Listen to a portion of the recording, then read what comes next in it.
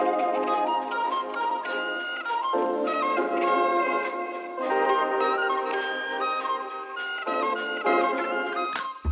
sur a norte, conectando toda una región. Desde Ecuador, Chile, Bolivia, Colombia, Argentina y Perú. Somos Voces Interculturales. Diálogo y opinión joven desde el sur. Bienvenidas y bienvenidos a un nuevo episodio de Voces Interculturales, un podcast que reúne a jóvenes de distintos países del Cono Sur para conversar y debatir sobre distintos temas y noticias de la actualidad en nuestra región.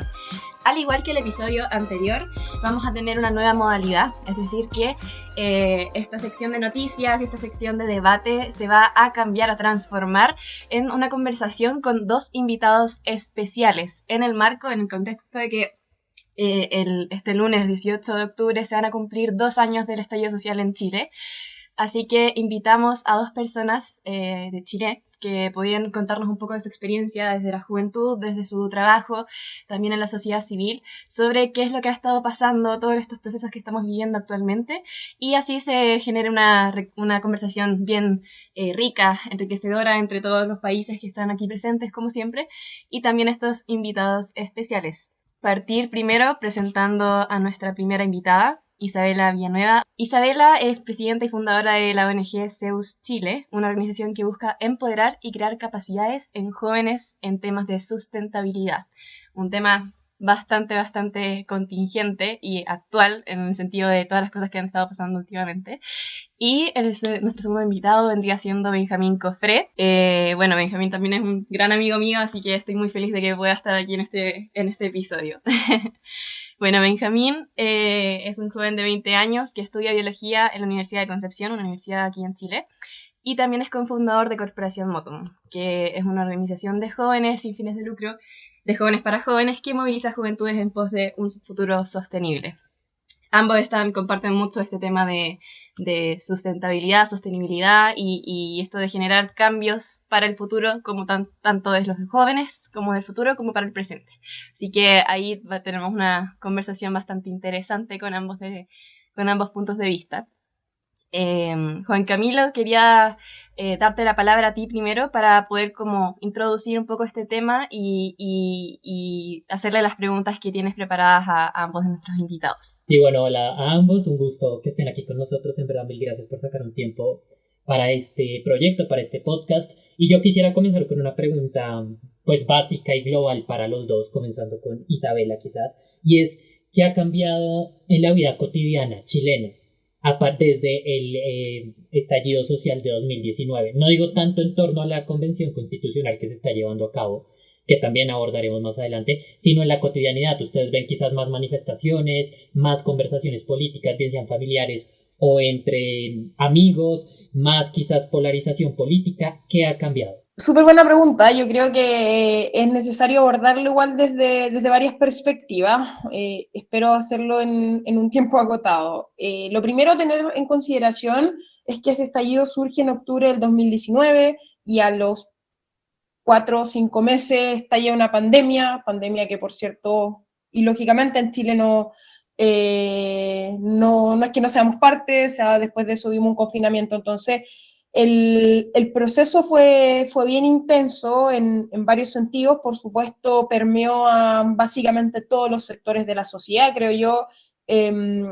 No hay una sola causa, o sea, claramente hay una gota que rebalsa el vaso, que es conocido como esta alza en el pasaje del transporte público, pero eso es un gatillante o sea, viene acumulándose en Chile una efervescencia en torno a los movimientos sociales que podemos identificar básicamente desde un par de años después del retorno de la democracia y que lleva consigo muchas grandes movilizaciones. El 2006 la revolución pingüina de los estudiantes secundarios, en el 2011 el movimiento estudiantil con los estudiantes universitarios, seguido por el 2017, 2018 con todo el boom también del movimiento feminista. Entonces, no es un país que había estado con aguas tranquilas, o sea, esa frase que dice el presidente en medios internacionales de que éramos el oasis de Latinoamérica, o sea, eso lo dice una persona que no había estado mirando los movimientos sociales desde cerca. Entonces, todo esta efervescencia, yo creo que, bueno, por supuesto, tú lo mencionaste, Juan Camilo, trae un montón de consecuencias, una de ellas es nuestro proceso constituyente, pero además creo que hay un cambio social bien importante y yo siempre intento mencionar que a mí me parece fundamental que desde el 2019, con el estallido de octubre, hay algo que cambia y es que lo político vuelve a ser un tema en lo social, en los diferentes sectores de la sociedad, en la juventud, en las conversaciones. Creo que antes en Chile existía esto de, oye, no hablemos de política porque está mal visto, como, ¿para qué vamos a ponernos a hablar de eso? Y creo que después del estallido social hay algo que cambia en el chip de la sociedad chilena en su conjunto, y es que la gente vuelve a tomar lo político en su día a día, darnos cuenta que conversar de los conflictos sociales, que conversar de lo que está mal, que conversar de lo que queremos también como sociedad, no es arruinar el asado familiar o el cumpleaños, sino que es conversar de un tema que es transversal, que nos atañe a todas y todos y que debemos ir conversándolo. A mí me pasó un episodio que a los meses del estallido social, debe haber sido algo así como en noviembre, o sea, las semanas del estallido social como en noviembre, me tocó ir a sacar pasaporte al registro civil y estaba haciendo la fila enorme del registro civil, por cierto, y habían dos muchachos de unos 15 años habrán sido conversando como, oye, ¿a ti qué te parece? ¿Cómo ves esto? ¿Qué opinás? Y creo que esa conversación súper cotidiana en una fila del registro civil, hablando de política, es una de las consecuencias de nuestro estallido social y de las movilizaciones de octubre y lo que le sigue. Y para mí, eso nos permite un poco sacarnos esta insignia de Chile, jaguares de Latinoamérica, viva el desarrollo y abajo la política, sacarnos un poco eso y empezar a discutir temas sociales, temas de política y temas que no son transversales. Entonces ese cambio de chip a mí me parece súper importante. Tremenda respuesta de la Isa, creo que articula muchas visiones y estoy muy, muy, muy de acuerdo con lo que plantea. Me gustaría quizás destacar dos puntos. El primer punto es que qué cambia depende a quién le preguntes, porque hay muchos tipos de Chile dentro de Chile en particular. Entonces, algunas personas, a mi juicio, se van a sentir quizás más empoderadas de lo que pasó, les presenta mayor beneficios, pero siguen habiendo personas más reticentes, quizás, con los cambios sistémicos, con las transformaciones culturales que se vienen posicionando sobre la agenda pública después del estallido social. Entonces me gustaría como mostrar quizás esa depende a quién le preguntes, con respecto a cómo lo vivió, porque mucha gente vivió ese estallido social con mucho miedo, con mucha angustia, con mucha incertidumbre, otras personas lo vivimos más con cierta esperanza de que al fin van a ver los cambios que han estado durmiendo durante 30, 40, 100, 200 años que tiene la historia de Chile. Entonces, esos estados de ánimo yo creo que dependen de tu contexto. Y siento de que mostró distintos contextos y la lejanía que tienen algunos sectores públicos con respecto a lo que pasa en las bases comunitarias en las diferentes partes del país. Un ejemplo súper concreto, el primer día de la Convención Constitucional había manifestaciones afuera del ex Congreso Nacional y pararon la ceremonia hasta poder bajar un poco la intensidad de esas manifestaciones, no haciendo ojos ciegos a lo que pasaba, cuando quizás habían manifestaciones afuera del Congreso Nacional previo al estallido y simplemente, no sé, se ignoraban. Entonces, ¿cómo se posiciona simbólicamente este rol de la ciudadanía movilizada? Yo creo que es algo súper importante a revitalizar. Y fue una ciudadanía en su conjunto. O sea, la ISA también nombraba que durante los 2000, el 2006, el 2011, el 2017, hubieron manifestaciones donde las juventudes tomaron roles protagónicos. Y esta manifestación del 18 de octubre también fue iniciada por personas jóvenes, por estudiantes de liceos que salieron. Entonces, las juventudes dentro de este proceso de movilizaciones en Chile que nos llevó a este estallido, han tenido un rol muy estratégico a la hora de avanzar, y gracias a eso se permeó los otros sectores de la sociedad y se fueron articulando las demandas históricas. Entonces, eso como punto, las juventudes, depende a quién le preguntes. Y otro punto súper importante es algo que también mencionaba Artelaisa, de las conversaciones que salieron. Cuando uno conversa estas cosas, se pueden regenerar ciertos pasados, explorar los presentes y aventurarse en nuevos futuros. Entonces, en la conversación emergen posibilidades. Y en Chile faltaba ver posibilidades colectivas que se están viendo ahora en la Convención Constitucional en los diferentes temas. ¿Qué posibilidades vemos? Si bien hay cierta incertidumbre con respecto a algunos temas, por ejemplo, las elecciones presidenciales que se vienen ahora en noviembre, creo que la incertidumbre siempre viene con la oportunidad de traer cosas diferentes. Mejor, peor, a evaluarse, pero sí vienen con cosas distintas.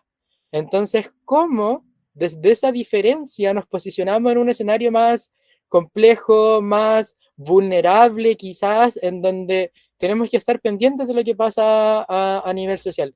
Creo que en la conversación pueden haber muchas posibilidades y tenemos que atrevernos a tener conversaciones que pueden llegar a ser muy incómodas, sobre todo en países en donde la exclusión se ha normalizado y se ha sistematizado tanto como en Chile, yo creo que América Latina en general. Entonces, ¿cómo tratamos de incluir a esos sectores en estas nuevas conversaciones? Quizás ahora con la Convención Constitucional cambia un poco más el tema de que las conversaciones se han abordado desde un enfoque más de derechos, que no se tenía tanto quizás previo el estallido social, y creo que eso abre una tremenda oportunidad para este proceso. Cambian muchas cosas, estamos en un periodo de muchas cosas distintas y espero que sea para mejor. O sea, tengo puesta mi esperanza en eso también. Listo, gracias Benjamín. De hecho, te tengo una pregunta y tiene que ver con represión policial. Definitivamente una de las cosas que caracterizó el estallido social en Chile fue el nivel de represión y de violencia que se ejerció desde el Estado contra muchos manifestantes. Las imágenes definitivamente recorrieron el mundo. Entonces mi pregunta es si en el debate público existe frente a la idea de una reforma policial, cómo se está abordando este tema desde la Convención Constitucional quizás. Súper, es una triste realidad que no solamente pasa en Chile, y lo hemos compartido también incluso en Colombia. Hay imágenes fuertísimas de lo que pasó en Colombia, y específicamente de la convención. No sé si se ha abordado directamente el tema de las policías, porque la convención recién va a empezar a sesionar como tal este lunes, 18 de octubre, en un nuevo aniversario. Ahora se zanjó hace poco la discusión del reglamento, pero en las propuestas de candidatos y la candidata presidencial se han visto diferentes visiones del proceso. Hay algunos presidenciables que optan por una refundación de las policías para que tengan un enfoque más civil, otras candidaturas que siguen protegiendo y viendo quizás con cierta normalidad lo que es el enfoque represivo que está asociado a estas policías el día de hoy. Entonces depende, creo que voy un poco en la línea de lo que contestaba antes, depende a quién le preguntes. Siento de que hay diferentes visiones sobre este tema y algo que está en discusión, y me alegro que esté en discusión. El tema de las policías y el tema militar, sobre todo aquí en Chile, estos días ha sido bastante noticia, porque en una región de Chile, la región de la Araucanía y la provincia de Arauco, la región del Biobío, se declaró estado de sitio, o sea, estado de excepción constitucional, estado de emergencia, creo, no me acuerdo el estado en particular, así que se está movilizando todo el contingente militar y más fuerte policial en esa zona del centro-sur de Chile, la macrozona centro-sur. Entonces ha estado bastante latente estos días y hay bastantes heridas asociadas a lo que ha pasado históricamente en el país con eso. ¿Sí? Es un tema bastante sensible. Sí, genial, Benja. Justo a partir también de lo que mencionaba y preguntaba José, yo quisiera como añadir ahí otra pregunta también, para no sin ánimo de bombardearte de preguntas en este espacio, pero sí preguntar sobre el tema de justicia y reparación de las víctimas que fueron, o de las personas que fueron víctimas en este proceso del estallido social, a partir, claro, de la represión policial. Si ha habido un avance o qué sabes al respecto, si verdaderamente de repente se abrieron procesos y estos procesos en qué estado están, o si hay alguna intención por parte de el Poder Judicial, por decirlo de alguna manera, de brindarles reparación, de brindarles justicia a las personas que fueron víctimas de esta represión policial. Pregunta bastante interesante igual. Yo creo que la semana pasada, Isa, salió de prisión preventiva el policía que le disparó y dejó ciego a Gustavo Gatica, que es uno de los jóvenes como, no sé, símbolo del estallido social porque él perdió la vista en sus ojos. Entonces, yo creo que eso simboliza el estado actual de esa reparación. No, en lo personal no veo que se esté tomando ese proceso. Creo que en Chile hay una cultura de impunidad bastante latente. A mí puedo agregar algo a esa pregunta. Me Sí, parece sí, dale. que también hay que verlo desde la orientación o la perspectiva que ha tomado el gobierno actual frente a los hechos de violación a los derechos humanos en el marco del estallido social, en el marco del conflicto también en la región de la Araucanía que mencionaba Benja. Entonces, hay un constante negacionismo, diría yo, en torno a dichas violaciones y que a mí, por supuesto, en lo personal me parece grave, pero que habla un poco de la visión que se tiene. Entonces, no hay un plan de justicia y reparación, tampoco en la continuidad, en una posible continuidad del gobierno actual o de la coalición del gobierno actual. De hecho, hace un par de meses, antes de la primaria, en el marco de estas mismas, hubo un debate presidencial de la coalición del actual gobierno, que es de Chile Vamos, donde estaban los 4 candidatos en ese minuto para la primaria, que luego la primaria decantó en que el candidato oficial del oficialismo es Sebastián Sichel, pero ahí en el debate les pregunta a un periodista, que si no me equivoco era Daniel Matamala, que cuál de ustedes o alguno de ustedes, a los 4 candidatos de Chile Vamos, tiene un plan de reparación en derechos humanos. Y hay un silencio en el set de grabación del debate, y los 4 se quedan en silencio por unos incómodos 30 segundos, un minuto, y luego el periodista le pregunta, ninguno, y vuelven a quedarse en silencio. Entonces, creo que eso muestra no solo el manejo del actual gobierno en torno a los conflictos de los derechos humanos o la violación de los derechos humanos, sino que es algo transversal al sector político, al oficialismo, y que eso no es una cosa del presidente, es una cosa del sector, lo cual me parece gravísimo, porque creo que aquí nadie puede relativizar los derechos humanos o las violaciones a ellos, y debiese existir, tanto ahora como en un futuro, en el próximo gobierno, sea cual sea la coalición, pero me parece grave que el oficialismo no tenga ni siquiera una visión en un futuro. Entonces, creo que eso muestra en lo que está actualmente Chile y en lo que está ese sector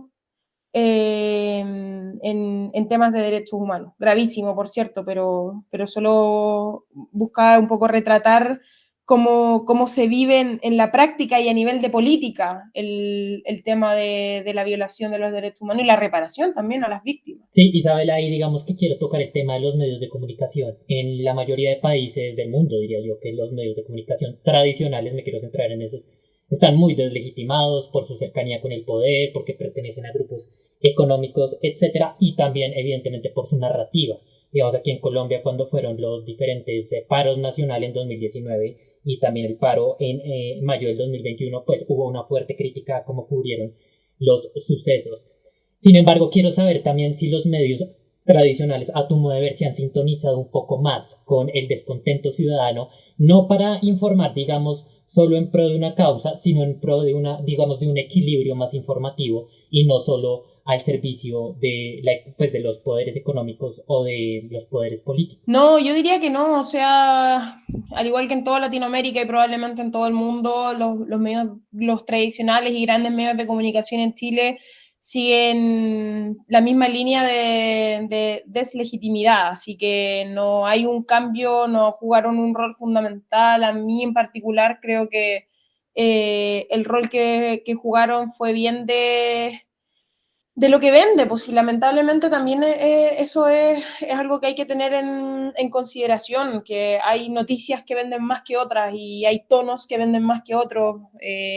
vine a puro contar historias hoy día, pero no dejo de recordar que en pleno estallido social, uno de los canales de televisión grandes en el pleno noticiario a mediodía, mostraba unas imágenes de saqueo como en vivo, y las imágenes eran grabadas de años antes. Entonces, ese es el nivel también del rol que cumplieron los medios. Por supuesto hay excepciones, por supuesto que hay canales o programas o medios específicos o periodistas también específicos que hacen la diferencia. Por cierto que sí, pero en lo generalizado yo creo que los medios jugaron y juegan todavía un rol en un poco de estigmatizar la revuelta o la movilización social, lo que a mí me parece súper grave. Y creo ahí también que los medios alternativos y las redes sociales también, a mí me pareció súper importante el rol que jugaron las redes sociales y los medios alternativos durante el estallido social en el 2019, el cubrir otras opiniones, otros espacios, también denunciar cosas que estaban pasando, las grabaciones. Eso también es un poco un avance quizás en una dirección contraria. Por supuesto que los medios tradicionales deberían cumplir un rol de informar, de investigar, de visibilizar, pero también son otros tiempos y avanzan también otros medios, y eso me parece bien importante igual. Bueno, ¿qué tal, chicos? ¿Cómo están? Es un gusto para mí poder charlar junto a ustedes y poder informarnos un poco más acerca de su país. Por eso me gustaría preguntarles a ambos, pero primero empezando con Benjamín y cambiando un poco el rumbo, acerca del impacto de las acusaciones contra su presidente, ya que vi que parlamentarios de la oposición reprochan varias faltas al principio o ley de probidad, y estas acusaciones tienen una probabilidad, perdón, de prosperar en la Cámara Baja, porque el asunto adquirió una dinámica propia en momentos en que el país avanza hacia las elecciones presidenciales del 21 de noviembre, si no me equivoco, inmerso además en un proceso constituyente derivado del estallido social del que venimos hablando y del que ya se cumple el segundo aniversario. Por esto mi pregunta es, ¿qué impacto tiene para ustedes la acusación contra el presidente Piñera, faltando poco tiempo para las próximas elecciones en Chile? Pero además agregó Benjamín, qué pena que también lo han elevado a rangos internacionales, no solo a nivel interno de Chile, sino también a rangos, pues ya como la Corte Penal Internacional, etcétera. Así como cómo se ve eso, como planteaban Lola. Tremendo tema, ¿eh? Creo que es imposible contestar esa pregunta, Lola, Juan, sin tratar de desentrañar un poco quién es este personaje, quién es Sebastián Piñera Echenque, qué rol ha jugado, cómo llegó, hasta dónde llegó, cómo venía, cómo se planteaba y qué pasó. Yo creo que una triste historia en realidad, porque iniciamos el 2019, 2018 con un gobierno que prometía tiempos mejores y que dentro de las grandes cosas que se celebraban era que Chile iba a ser sede de la COP25 de cambio climático, que se iba a desarrollar la PEC, que es este Foro de Cooperación Asia-Pacífico también en Chile. Iban a venir los grandes líderes mundiales, Trump se iba a dar la mano con Xi Jinping acá y se iba a solucionar la guerra comercial. Ese era un poco lo que se vendía, la faceta, lo que traía este gobierno, por lo menos hacia el exterior, lo que también hablaba la ISA, el 6 de octubre del 2019, Chile, un oasis en América Latina de democracia, 18 de octubre, estallido social. Entonces, ¿qué pasó? ¿En qué mundo vivían y cómo llegamos hasta dónde llegamos? Creo que esa proyección se vino abajo totalmente cuando a los días del estallido social y cuando se empezaron a conocer más sobre estas violaciones de derechos humanos, llegó una aprobación de menos del 7%. O sea, su sector ni siquiera lo apoya hasta ahora. La candidatura presidencial que viene del oficialismo va en picada hacia la elección presidencial. Hay una coalición que no está bien posicionada ahora. Entonces habla de que no ha tenido un rol de liderazgo ni siquiera en su propio sector para poder avanzar, y ahora está acusando, que esta acusación se denomina acusación electoral y es simplemente por el hecho de destituirlo, como un ministro dijo, porque le tienen mala. Entonces siento de que quizás esa figura de presidente es una figura que no ha estado a la altura de poder tener un país con gobernabilidad, un país en donde se puedan hacer cargo de estas transformaciones sistémicas, en donde no se niegue la historia las violaciones de los derechos humanos, entonces creo que es una figura bastante deslegitimada hace mucho rato. Es un tema muy complejo. También ha sido cara de diferentes tipos de actitudes reprochables, por ejemplo, lo que hizo con el acuerdo de Escazú antes de negociar todo este proceso y después decir que no. Creo que Chile está muy mal parado internacionalmente por la gestión que ha hecho Sebastián Piñera y partió como con una visión de APEC y COP. Entonces, el que esté ahora involucrado en los Pandora Papers de alguna manera también habla muy mal de su propia gestión como persona, como presidente. Y creo que, no sé, me avergüenza decir que Sebastián Piñera es presidente de Chile el 2021 de partida. Así que espero que la acusación constitucional pueda prosperar, la verdad, que se pueda entender un poco más qué pasó. Por supuesto van a haber sectores que blindan y protegen la figura del presidente, pero fuera de eso creo que está en un escenario bastante incierto la acusación. No sé si la Isa a lo mejor tiene más detalles de la acusación propiamente tal, pero es una figura bastante controversial ahora. Sí, yo creo que, bueno, lo primero me parece totalmente pertinente la acusación constitucional. En un minuto donde el presidente está acusado de negocios ilegales y corruptos, básicamente, creo que el Poder Legislativo tiene que estar a la altura y cumplir su rol, que es fiscalizar justamente el Poder Ejecutivo. Así que me parece pertinente, espero que curse, espero que se lleve a cabo la investigación, por supuesto, y que las y los legisladores estén a la altura de tomar la decisión que corresponde en base a las evidencias que logren recabar. Dicho eso, yo tengo, por supuesto, mi opinión personal sobre el presidente y sobre los conflictos. Me llega de cerca, sobre todo, el meollo del asunto, que es este negocio que se muestra en los Pandora Papers, sobre una abullada, o sobre un abullado caso que es Dominga, que ya hemos vivido en el ambientalismo bien de cerca, un proyecto minero portuario que quiere ser vendido de sustentable en una zona, en un hotspot de biodiversidad, que se le ha dicho por mil partes que no, que la ciencia ha dicho que no, que las instituciones han dicho que no, y que nuevamente vuelve a la palestra, vuelve a votarse, vuelve a intentar aprobarse, y ya sabemos por qué. O sea, si hoy día el proyecto sigue estando en discusión es porque el Ejecutivo, el Poder Ejecutivo, y eso es, el gobierno ha pujado para eso. Entonces, creo que vienen a contarnos estos Pandora Papers por qué. Entonces, estamos en un caso de aprobar un sinsentido, un proyecto sin sentido a nivel ambiental,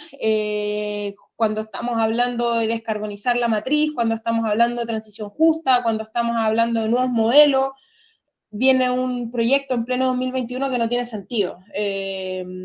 Y eso nos permite un poco ver el nivel de corrupción y de qué está por sobre el bienestar de la nación y el bienestar de los ecosistemas y sobre todo el ponerse la camiseta y poner las políticas públicas de adaptación y de mitigación al cambio climático por sobre intereses personales que puede tener una persona en particular, pero en este caso el mismísimo presidente. Así que mi postura es bien clara en ese sentido. Espero que se investigue, espero que la justicia llegue al fondo de eso y que se castiguen con todas las penas que se tienen que castigar. O sea, creo que no hay que darle ningún centímetro de cabida a la corrupción. Y mucho menos, creo yo, cuando esa corrupción lo que hace es ir en contra de lo que se está buscando en avances en temas ambientales y la urgencia que se le tiene que poner a esos temas, porque es en particular algo que a mí como profesional de temas de cambio climático me pega bien fuerte. Así que, nada, creo que también tiene que ser una señal al escenario político, a que Chile no puede avanzar o flexibilizar en torno a la corrupción. Así que hay aquí una oportunidad y un desafío histórico también. O sea, no es una cosa puntual, es una cosa, es sentar precedentes para los las próximas décadas. Hubo una acusación constitucional contra el ministro del Interior durante el estallido social por el tema de las violaciones de derechos humanos, y esa acusación sí prosperó al ministro Andrés Chadwick. ¿Y por qué pasó con Piñera ahí? Ahí también se rechazó la acusación a Piñera, no alcanzaron los votos, y ahora por un caso de corrupción se está intentando tener otra acusación constitucional. Entonces, por un tema económico versus un tema de derechos humanos, igual es como, no sé, Piñera por un lado, Piñera por el otro. También fue investigado por el robo de un banco, el robo de Banco de Talca, cuando era empresario. Entonces, tiene muchos casos, tiene un prontuario de un delincuente este señor. Entonces, es una situación bastante compleja. Bueno, estamos en Chile y en América Latina. Así es, bueno, súper interesantes sus puntos de vista. Hubiese sido bastante bueno haber invitado a otra perspectiva en realidad, desde la otra cara de la moneda, porque en realidad Benjamín y Isabela comparten hartos puntos. Ahí fue una mala mía, completamente imperdonable desde mi posición de periodismo, y tenía que decirlo, independiente de lo que mis compañeros puedan pensar. Así que ahí próximamente en otros episodios, porque estos temas Chile, Latinoamérica van a seguir siendo obviamente temas de discusión y de debate en nuestros episodios. Así que ahí estaremos invitando a nuevas personas que tengan nuevas perspectivas para ir debatiendo ciertas posturas. Y cambiando de tema un poco, cambiando un poco el enfoque, quería igual hacerles las preguntas a Isabela, a Benjamín. Ahí les dejo el espacio para quien quiera tomar el micrófono. Preguntarles un poco sobre el tema de el diálogo. Yo creo que ahí Benjamín comparte mucho este tema de que el diálogo es uno de los caminos pacíficos para poder llegar a lo que vendrían siendo soluciones de ciertos conflictos o llegar a acuerdos, etc. Pero quería como partir un poco, no solamente del diálogo, sino que como estas conversaciones, esto de abrirse a los espacios más diversos, de diversas posturas, a propósito de lo que comentaba hace un rato atrás. ¿Cómo se han dado esos espacios? ¿Qué es lo que han visto? ¿Cuáles son esas iniciativas que se están generando acá en Chile? Dejarle el espacio a ustedes, si bien yo también vivo en Chile, me imagino también la respuesta que podrían dar. Quería darles espacio a ustedes para poder explayarse en eso, en esas iniciativas que están saliendo y en esos proyectos que de distintas partes han estado ofreciendo. Isabela también tiene una parte importante en lo que vendría siendo el proceso constituyente. Quizás podría partir por Isabela. Así que eso, preguntarles un poco de cuáles son estos cambios que han habido desde el estallido social y desde un poquito antes respecto a conversar sobre Chile, sobre nuestro futuro.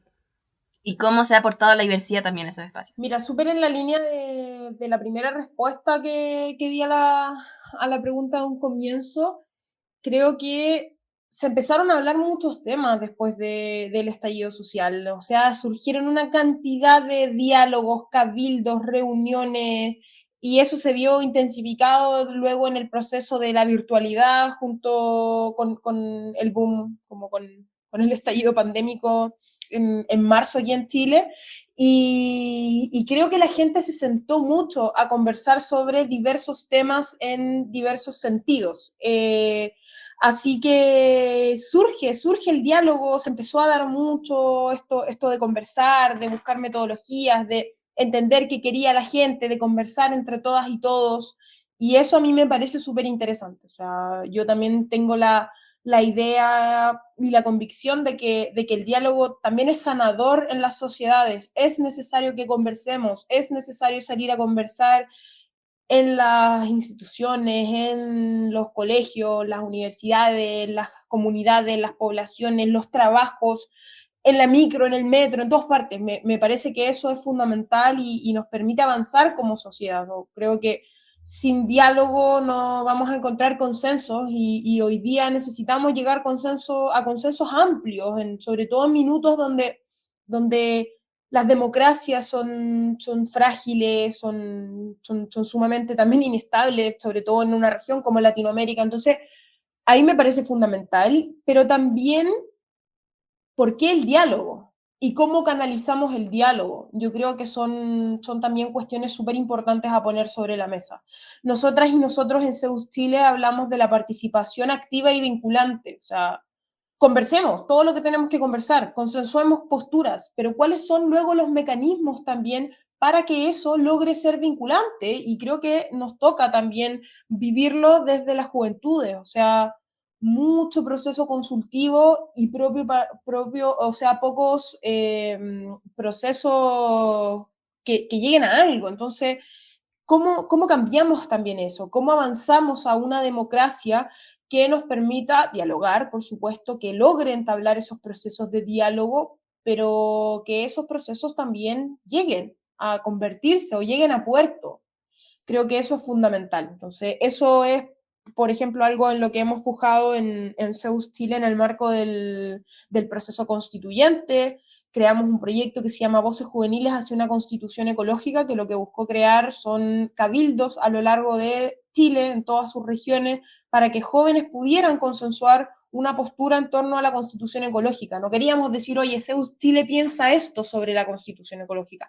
Queríamos decir, las y los jóvenes pensamos esto sobre la Constitución Ecológica, y esto lo hicimos a través de una metodología, y queremos ahora que sea considerada efectivamente como insumo para escribir una nueva Constitución a través de las y los 155 convencionales. Entonces, ¿cómo avanzamos en eso? Yo creo que es necesario dialogar, es necesario sentarnos a conversar, pero paralelamente también tenemos que fortalecer la democracia, fortalecer los canales, fortalecer los mecanismos, y eso es un poco algo que suelo decir cuando me invitan a hablar del Acuerdo de Escazú. Yo creo que tenemos que hacer que el Acuerdo de Escazú permee a todos los espacios de la sociedad. El Acuerdo de Escazú no es solamente, no es un acuerdo ambiental, es un acuerdo de democracia, es un mecanismo para avanzar hacia una mejor democracia, más transparente, más participativa, y eso tiene que lograr permear hasta nuestros espacios. Tenemos que lograr que la ciudadanía llegue a las diferentes, tenemos que empoderar a la ciudadanía para que pueda ser una parte activa de nuestra democracia. No puede ser que votemos cada 4 años, cada 2 años. Este año hemos votado más que nunca en Chile, y a mí me parece un acto maravilloso de expresarnos, y ahora tenemos que seguir avanzando. Vivimos en una sociedad moderna y cada vez vamos a necesitar modernizarnos más con tecnología, con nuevos mecanismos de diálogo y de intercambio, y eso nos tiene que permitir decantar hacia una sociedad que lo haga mejor, y que nos permita participar de una mejor manera, y que eso tenga su incidencia también en la política pública. Súper. Y ya para ir cerrando, gracias al tiempo, tremenda intervención, Isabela. Benja, te quería preguntar directamente, ¿cómo ves lo que estaba compartiendo Isa sobre el tema de las juventudes? ¿Cómo ves estos espacios, cómo ves este futuro desde las juventudes y con las juventudes? Intentar condensar y hacer una respuesta breve, pero profunda respecto a los jóvenes en Chile, y lo que nos depara también como generaciones jóvenes acá en nuestro país. Super, gracias, Cata. Yo creo que lo principal es reconocer que existe un adultocentrismo institucionalizado, estructural, cultural, que limita las posibilidades de las juventudes en toda su diversidad de incidir, como primer gran punto. Entonces, ¿cómo participamos si no están las condiciones para que participemos y tampoco entramos a esas conversaciones? Me parece un tema súper relevante, y que la participación ciudadana como tal es incluso una forma de controlar la corrupción, hablando harto de corrupción últimamente, y que la corrupción es la peor enemiga para el desarrollo sostenible e inclusivo en todo el mundo. Entonces, es una forma de entrar como juventudes, de hacernos parte de la sociedad, de poder controlar la corrupción, de poder estar más presentes, y para eso el diálogo es una herramienta fundamental. Pero ¿qué entendemos por diálogo? A veces el diálogo se ocupa como una forma de dilatar ciertos procesos con un enfoque resolutivo que no transforma la dinámica relacional, pero creemos, como juventudes con las que he podido hablar, que es súper importante avanzar con un diálogo transformativo que permita llegar a los temas donde las instituciones no están dando el ancho, y poder cambiar las dinámicas relacionales, generando más inclusión, y poder construir un tejido social que nos permita enfrentar estos escenarios tan inciertos, de grandes oportunidades, pero al mismo tiempo de grandes peligros, con los cuales tenemos que cuidarnos en comunidad. Creo que ahí el diálogo tiene un rol fundamental de generar las voluntades necesarias para avanzar. Así es, el diálogo ahí, claro, puede que la meta final puede que sea llegar a un acuerdo para la paz, etcétera, pero el diálogo es más que nada el proceso, el camino a. ¿cierto? Más que como el fin o la meta de ese diálogo o de esa paz en realidad. Pero que también, digamos, claro.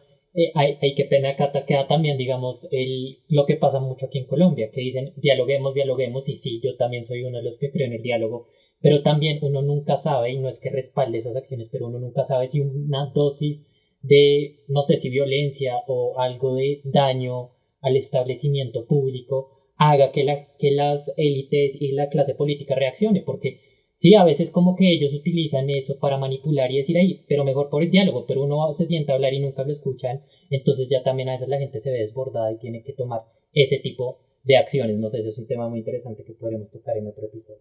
Así es, bueno, ahí también hay que tener en consideración que hay distintos tipos de relaciones, que hay unas que son conflictivas, hay otras que son destruidas, esto todo desde lo que vendría siendo el pensamiento sobre el diálogo de un centro noruego que se llama Nansen, al cual conocemos bastante de cerca con Benjamín, y me imagino que Isabela también lo tiene ahí en conocimiento. Ya vamos a ir cerrando el espacio. Muchísimas gracias, Benjamín Cofré, muchísimas gracias, Isabela Villanueva, de verdad se pasaron, tremendos invitados que pudimos aprovechar de la mejor manera. Me imagino que mis compañeros y mis compañeras también lo comparten esa opinión. Muchísimas gracias, probablemente estaremos vamos a seguir hablando de Chile. Vamos a seguir hablando de Colombia, de Perú, de Bolivia, de todos estos países de Latinoamérica que están teniendo conflictos bastante serios respecto a la desigualdad, ya que estamos en una región que es la más desigual de todo el mundo. Entonces, sí o sí, esto seguirá siendo tema de debate, de discusión y de conversación en nuestros próximos episodios. Muchísimas gracias a todas y todos quienes nos están escuchando y nos veremos en nuestros próximos episodios. Muchísimas gracias. Chao. Chao, muchas gracias. Esto fue Voces Interculturales. Con Antonio Trócoli desde Ecuador. José Carlos Paz desde Bolivia. Zaira Cruzado desde Perú. Catalina Tacone desde Chile. Lola Blasco desde Argentina. Y Juan Camilo Gómez desde Colombia. Recuerda seguirnos en redes como @Fintercultural. Producido y editado por Juan Sebastián Parrado. Hasta la próxima.